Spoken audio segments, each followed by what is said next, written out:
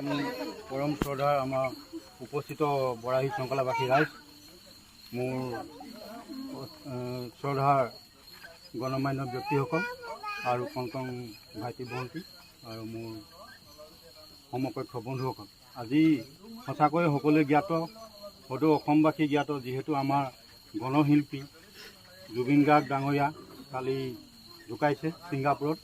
আমাৰ ৰাজ্যতো নহয়, দেশতো নহয়, দেশৰ বাহিৰত।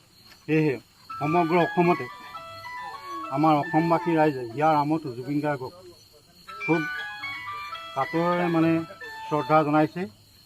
আৰু এতিয়া আমাৰ গাঁৱতো আমি বৰাহী শংকলাবাসী ৰাইজ একত্ৰিত হৈ ইয়াত আমি এই শ্ৰদ্ধাঞ্জলি অনুষ্ঠান এটা আয়োজন কৰিছোঁ। এই শ্ৰদ্ধাঞ্জলি অনুষ্ঠানত আমাৰ গাঁৱৰ অতি শ্ৰদ্ধা আমাৰ বিপুল চেতিয়া ফুকন ডাঙৰীয়া উপস্থিত আছে। আমি আমাৰ এই অনুষ্ঠানত থাকিবলৈ কৈছোঁ তথা নিমন্ত্ৰণ কৰি আনিছোঁ। সেয়েহে আমি তেখেতক এই অনুষ্ঠানটোত বন্তি প্ৰজ্বলন কৰিবলৈ আমি ৰাইজৰ তৰফৰ ফালৰ পৰা অনুৰোধ জনাইছোঁ। আৰু বন্তি প্ৰজ্বলনৰ পিছতে এতিয়া মনোপাসনা হ'ব। হয়, আমি বন্তি প্ৰজ্বলন ইতিমধ্যে আমাৰ ককাইদেউ কৰিছে বিপুল চেতিয়া ফুকন ডাঙৰীয়াই।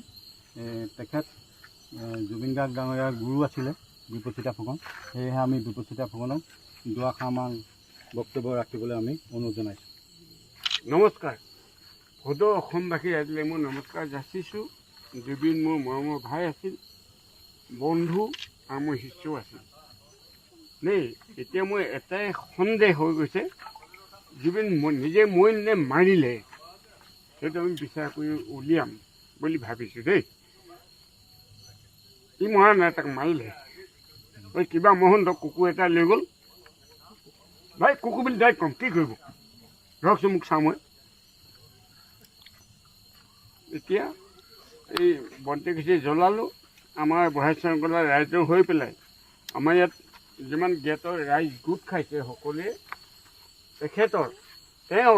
তাৰ আত্মাৰ সদ্গতিৰ কাৰণে আমি সকলোৱে প্ৰাৰ্থনাটো কৰিম বিচাৰিছোঁ দেই।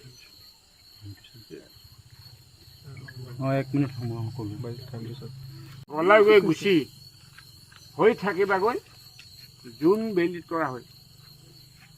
শৰণত ধৰিছোঁ, কাকুতি কৰিছোঁ, আকৌ এবাৰ আমি জন্ম ল'বলৈ মিনতি কৰিছোঁ দেই।